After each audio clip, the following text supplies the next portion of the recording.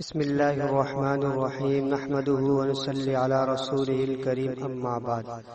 آج صفحہ on line courses کی طرف سے تجوید کورس کا پہلا سبق پیش کیا جا رہا ہے۔ اس کا عنوان ہے تجوید کی ضرورت۔ اس تمام کورس کو سننے کے بعد انشاءاللہ اتنی استعداد پیدا ہو جائے گی کہ انسان کا تلفظ درست ہو جائے گا۔ مقصود یہ نہیں کہ پورے طور پر قاری بن جائے گا، بلکہ ہمارا مقصود اس کورس سے صرف اس حد تک قرآن کی درستگی ہے کہ جس سے ایسی غلطی سے بچا جا سکے جس سے نماز جاتی رہتی ہے اور معنی بگڑ جاتا ہے۔ تو آج صرف ہم تجوید کی ضرورت کو بیان کریں گے۔ اس میں چند باتیں ہیں۔ پہلی بات یہ کہ ہم جب تجوید کے خلاف قرآن پڑھتے ہیں تو بسا اوقات آیت کے معنی بہت خراب ہو جاتے ہیں۔ جیسے عالم کے معنی ہے جاننے والا عین کے ساتھ، اس کو اگر ہم علیم پڑھیں تو معنی ہوں گے دردناک، تکلیف دہ۔ یا جیسے اسم کے معنی ہیں نام سین کے ساتھ، اس کو ہم سا کے ساتھ پڑھیں تو معنی ہوں گے گناہ۔ سورہ فاتحہ کے اندر جو مالکی آتا ہے، مالکی کا مطلب ہے مالک، لیکن اس کو ہم کھینچ کر پڑھ دیں یعنی مالکی تو معنی ہوں گے میرے مالک۔ اسی طرح قل موٹے قاف کے ساتھ، اس کا مطلب ہے پڑھیے، لیکن جب ہم اسے پتلے کاف کے ساتھ پڑھیں گے تو مطلب ہو جائے گا کھائیے۔ دیکھا آپ نے کہ تجوید کے خلاف پڑھنے سے کس طرح معنی خراب ہو رہے ہیں۔ جب ہم تجوید سیکھ لیں گے تو انشاءاللہ ان غلطیوں سے بچ جائیں گے۔ دوسری بات یہ کہ ہمیں ہر چیز میں نبی اکرم صلی اللہ علیہ وسلم کی پیروی کرنے اور آپ صلی اللہ علیہ وسلم کی سنتوں پر چلنے کا حکم ہے۔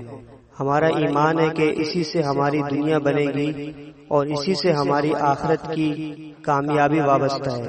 تجوید سیکھنے کا مطلب بھی یہی ہوتا ہے کہ قرآن کریم کو اس طریقے سے پڑھا جائے جس طریقے سے حضور اکرم صلی اللہ علیہ وسلم اور صحابہ اکرام رضی اللہ عنہم نے پڑھا۔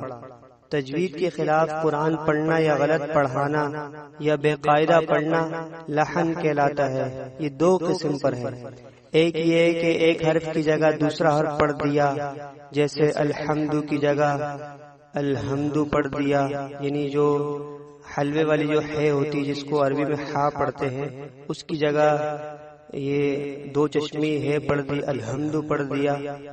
یا مثلاً سا کی جگہ سین پڑھ دیا، یا ہا کی جگہ ہا پڑھ دیا، یا زال کی جگہ زا پڑھ دی، یا صاد کی جگہ سین پڑھ دیا، یا غاد کی جگہ دال، یا وا کی جگہ زا پڑھ دی، یا صاد کی جگہ سین پڑھ دیا، یا عین کی جگہ حمزہ پڑھ دیا۔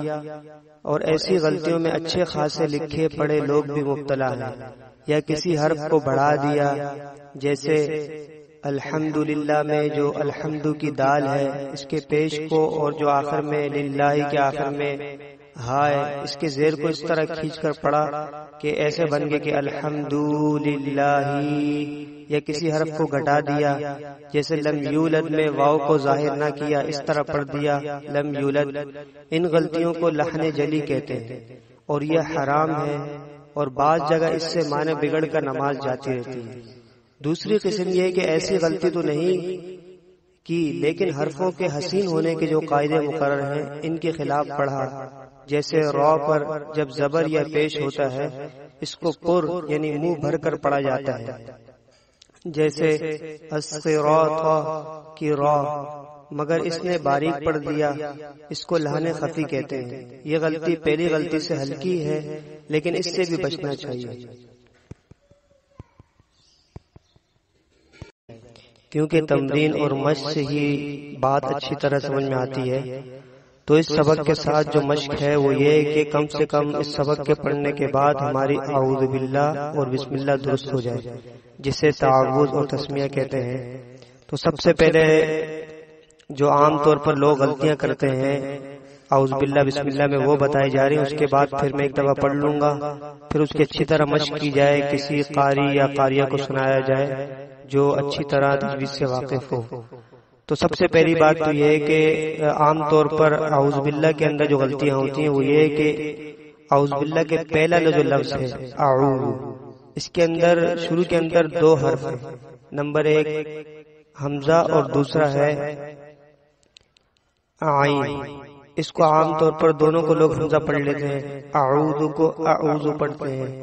اسی طرح دوسرا لفظ اس کے اندر الشیطان ہے، تو لوگ اس کو عام طور پر جو اس میں طا ہے اس کو تا پڑھ لیتے ہیں، یعنی الشیطان کو الشیطان پڑھتے ہیں، تو یہ بھی غلط ہے۔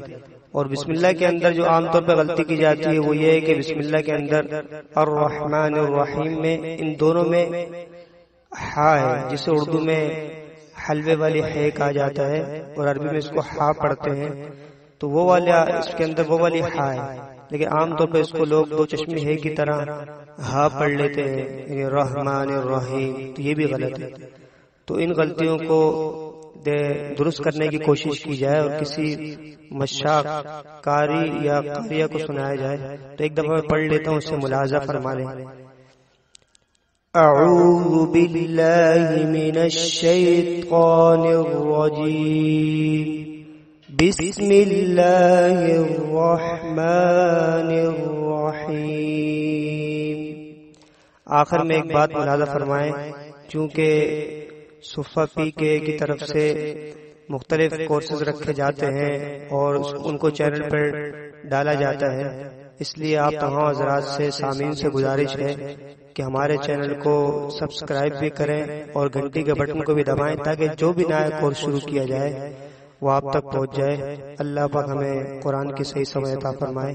وآخر دعوانا الحمد للہ رب العالمین۔